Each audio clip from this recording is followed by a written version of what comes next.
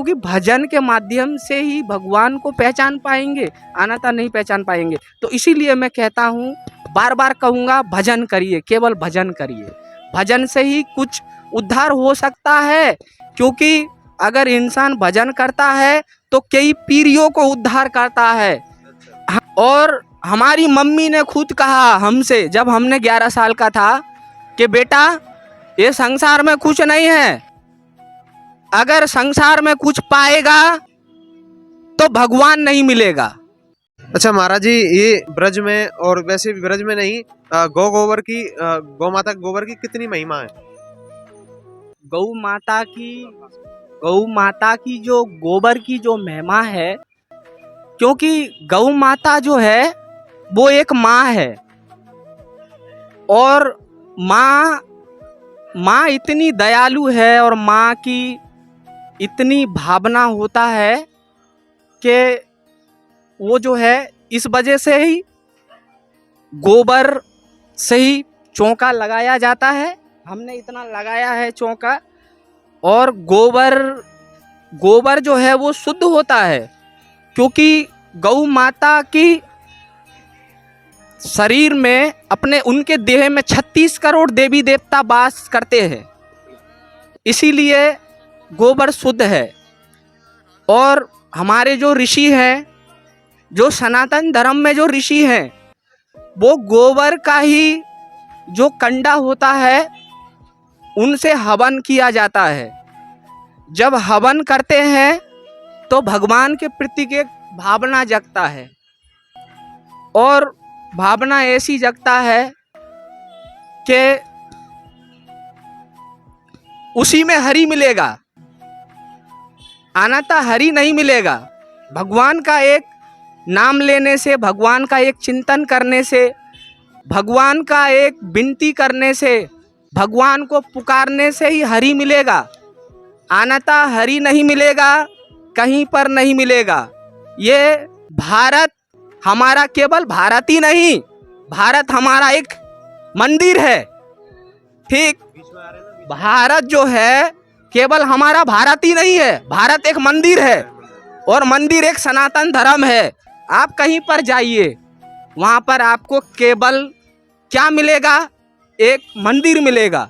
मंदिर वहाँ मिलेगा। ये हिंदुस्तान में सब जगह मंदिर है और सब जगह भगवान है। तो इस वहम को भूल जाएं, केवल भगवान का नाम लें, क्योंकि हरि जो है इस हिंदुस्तान में हर जगह मिल सकते हैं, क्योंकि उनका चिंतन करने से ही मिल सकता है। और हरि जो है, ये सनातन धर्म का एक हिंदुस्तानी नहीं, वो मंदिर है। आप इस बात को क्यों नहीं सोचते हैं कि हिंदुस्तान में मंदिर नहीं है? मंदिर है, हर जगह मंदिर है। आप जहाँ पर ऋषि मिलेंगे, वहाँ हिंदुस्तान में ही वो संत मिलेंगे, क्योंकि संत सनातन धर्म है। और इसीलिए हमारे हिंदुस्तान को नमन किया जाता है, क्योंकि वो मंदिर है। यही कहूँगा, हर प्राणी भजन करे और हर प्राणी एक हरि का नाम ले, यही कहना चाहूँगा। सनातन धर्म की जय, वृंदावन धाम की जय। अच्छा महाराज जी, क्या मन में विचार आया? आप बता रहे थे 11 वर्ष की उम्र में आपने संन्यास ले लिया था, तो आपके घर वालों ने नहीं रोका था? नहीं, हमारे घर वाले ने नहीं रोका है। संसार में केवल माँ बाप जो है वो गृहस्थी में फंसाते हैं, और जो सनातन धर्म है वो माँ बाप है, सनातन धर्म ही है। उनको भी माँ बाप, सबसे पहले माँ बाप को चरणों में कोटि कोटि प्रणाम, क्योंकि माँ बाप वही भगवान है। पहले माता पिता, उसके बाद गुरुदेव, क्योंकि गुरुदेव, इसलिए गुरुदेव ही भगवान से ही दर्शन करवाते हैं। भगवान का दर्शन गुरुदेव ही करवा सकता है, मार्गदर्शन गुरुदेव ही करवा सकते हैं, अन्यथा कोई नहीं करवा सकते। राधे राधे, बहुत बहुत स्वागत है आपका एक फिर से नई वीडियो में। हमारी संतों के दर्शन कराने की यात्रा में हम आए हैं फिर से एक नई वीडियो में। यमुना जी का पावन किनारा आप देख सकते हैं, पीछे का दृश्य, और यमुना जी के किनारे पे बनी हुई एक सुंदर सी कुटिया, जिसमें कि एक संत जो चौका लगा रहे हैं अपनी कुटिया में गौ माता के गोबर से, उसको थोड़ा पतला करके बाल्टी में रख के उसको डाल के सोहनी से चौका लगा रहे हैं। हमारे कैमरामैन आपको दिखाएंगे साथ में। आ रहे हैं क्लियर आ रहे हैं। देख सकते हैं कि बाबा ने अपनी कुटिया बनाई हुई है अपने बांसों पे, और जिसमें बांसों के ऊपर 2 बांस बांधे हुए हैं, और 2 बांसों के भी अंदर से किस प्रकार से बनाई हुई है आपको हम पास जाकर दिखाते हैं। आप देख सकते हैं कि बाबा ने कुटिया अपनी किस प्रकार से बनाई हुई है, और लगभग इन्होंने जो है ये कुटिया बनाने के लिए करीबन 50 से ज़्यादा बांस उपयोग किए हुए हैं, और ऊपर तिरपाल डाल के एक अच्छी सी कुटिया यमुना जी किनारे बनाई हुई है। और ऐसे इस प्रकार से चौका लगाते हुए आपने किसी भी संत को नहीं देखा होगा जो कि गौ माता का गोबर का ये चौका लगा हुआ है।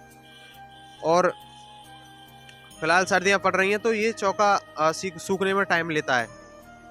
महाराज जी वैसे थोड़ा पास राधे राधे महाराज। ये जो है गोबर है, थोड़ा मिट्टी है, अच्छा, इस चीज की चौका है, और गौ माता का गोबर है। क्योंकि गौ माता का गोबर से अगर चौका लगाया जाए तो वहाँ शुद्धि हो जाती है। बिल्कुल। और जो व्यक्ति जहाँ चौका लगा है गोबर का, और वहाँ पर बैठे जो व्यक्ति, तो उसका पापों का नाश हो जाता है। इस वजह से हमने ये चौका लगाया है। और वृंदावन धाम है, और वृंदावन धाम में शुद्ध करण से ही रहना चाहिए, और मन को भगवान का प्रतीक लगाना चाहिए। इस वजह से हमने ये सेवा किया है, और हमारा नाम सेवक दास है, वृंदावन में विराजते हैं, और इसी कुटिया में हम रहते हैं। और कभी कभी प्रसादी भी पा लेते हैं, कभी नहीं भी पाते हैं, कभी भूल जाते हैं। हाँ, तो ये है महिमा वृंदावन का। अगर वृंदावन में कोई व्यक्ति आता है तो यहाँ पर जो है एक परिक्रमा अवश्य लगाएं, क्योंकि परिक्रमा लगाने से मन की भक्ति जगता है। बिल्कुल। और मन की भक्ति जगने से ही कल्याण है। और कल्याण जब होगी, जब भक्ति भगवान का प्रतीक होगा, जब ही कल्याण होगा, अन्यथा नहीं होगा। इसीलिए वृंदावन धाम है। राधे राधे। अच्छा, महाराज जी ने बताया कि किस प्रकार से वृंदावन धाम में निवास कर रहे हो, तो किस प्रकार से उनको अपना जो रहने का जो वास है शुद्ध रखना चाहिए। महाराज जी ने जो कह रहे हैं उसी प्रकार से अपना जो रहने का आवास है वो गौ माता के गोबर से शुद्ध कर रखा है। और अभी अभी महाराज जी ने जो हमको आपको उपदेश दिया वो बहुत ही सुनने लायक था। जैसा कि बताया कि वृंदावन में जो श्रद्धालु आ रहे हैं तो ज़्यादा नहीं, एक बार तो परिक्रमा उनको लगानी चाहिए। महाराज जी अभी व्यस्त हैं अपने कार्य में, अपने जो कुटिया को शुद्ध करने में, और उम्मीद करते हैं और उनसे बातचीत हो। अच्छा महाराज जी, आपकी कुटिया हमको थोड़ी अजब निराली लगी और संतों की कुटिया से अलग। देखा है कि बांस के ऊपर बनाई हुई है कुछ, इसमें भी लगभग कितने बांस लगे हुए हैं? इसमें बांस तो लगा हुआ है 6-7 जो भी है बांस लगा हुआ है कोना कोनी में, और जो है और भी बांस लगा हुआ है जहाँ पर संत भगवान विराजते हैं वहाँ पर भी बांस लगा हुआ है। करीब पता नहीं, हमने तो गिनती नहीं किया है। और ये जो कुटिया है रामानंदी संप्रदाय में उन्होंने ही बनाया था, और वो भी हमारा गुरु जी है, इसीलिए हम गुरु का सेवा करते हैं।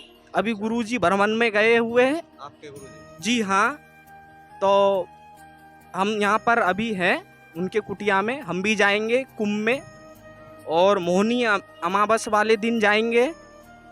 तो जो है योगी जी और मोदी जी को बहुत बहुत धन्यवाद, क्योंकि संत के लिए बहुत रक्षा कर रहे हैं।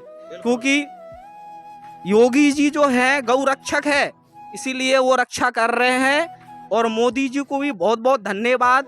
संतों को बहुत वो क्या है कि आदर करते हैं, उनको बहुत सम्मान देते हैं। कुंभ में बहुत व्यवस्थाएं लगाया गया है, और सनातन की जय हो, सनातन धर्म की विजय हो। और सनातन धर्म वो है कि सनातन धर्म एक आँख का गोला है और सनातन धर्म को कोई भी तो इसीलिए हमारे माँ ने बोला हमको कि बेटा आप जो है गुरु बनाना और गुरु बना के उनका सेवा करना और अवश्य आपको भगवान मिलेगा। तो आप जो है आप इस उम्र पे जो भी है 10 साल का हो गया तो तुम एक बार गुरु दीक्षा जरूर लेना और संतों का सेवा करना और संत ही मार्गदर्शन कराएंगे। तो हमने इस वजह से संन्यास लिया है। राधे राधे। यानी कि आपने, आपके माता पिता ने आपको एक तरीका से जागरूक किया था कि इस जीवन में कुछ नहीं है, सांसारिक जो मोह माया है वही है, गृहस्थ अपनाना एक मूर्खता है, सिर्फ वही है कि प्रभु का मतलब प्रभु की भक्ति करना ही, अपने गुरु के द्वारा प्रभु की भक्ति करना ही सब कुछ है। संसार में नहीं, माता पिता कभी मूर्खता नहीं होते, क्योंकि माँ बाप बच्चे को बहुत क्या नाम है कठिनाई से हर मुसीबत का सामना करना पड़ता है। जब एक संतान जो है उसको परवरिश करके उसको बड़ा करके एक आशा लगा रहता है कि ये हमारा बेटा है और हमारा एक दिन साथ देगा, तो माँ बाप की मूर्खता कभी नहीं होता, क्योंकि जिस पेड़ में फल लगता है उसकी डाली झुकती है। तो माता पिता बच्चे को जन्म दिया है, वो जन्म इसलिए दिया है कि वो हमारा सेवा करे। तो हम हर प्राणी को यही कहूँगा कि माता पिता का सेवा करे, क्योंकि माता पिता मूर्खता कभी नहीं है और आपको गलत रास्ता माता पिता कभी नहीं बताएंगे। तो जो है आप माता पिता का सेवा करें, उनके बाद उनको उद्धार करके फिर आप संन्यास ले लें अगर चाहते हो तो। अगर नहीं चाहते संन्यास लेने के लिए तो गृहस्थ में भी रहकर भजन हो सकता है, तो गृहस्थ में भी रहकर भजन करे। इतना आवश्यकता नहीं है कि संन्यास ले लो। संन्यास तो इसलिए कहते हैं क्योंकि एक हमारा सनातन का ही हम वंश हैं, हमारा जो पीढ़ी चली आ रही है वो सनातन से ही चली आ रही है पीढ़ी। इस वजह से कुछ लोग भूल जाते हैं कि नहीं हम साधु नहीं बनेंगे। साधु तो वो होते हैं, साधु वो होते हैं महात्मा। महात्मा वो होते हैं कि आत्मा को वश में करना, कोई मन को वश में करना। जो मन को वश में कर लिया वो ही महात्मा।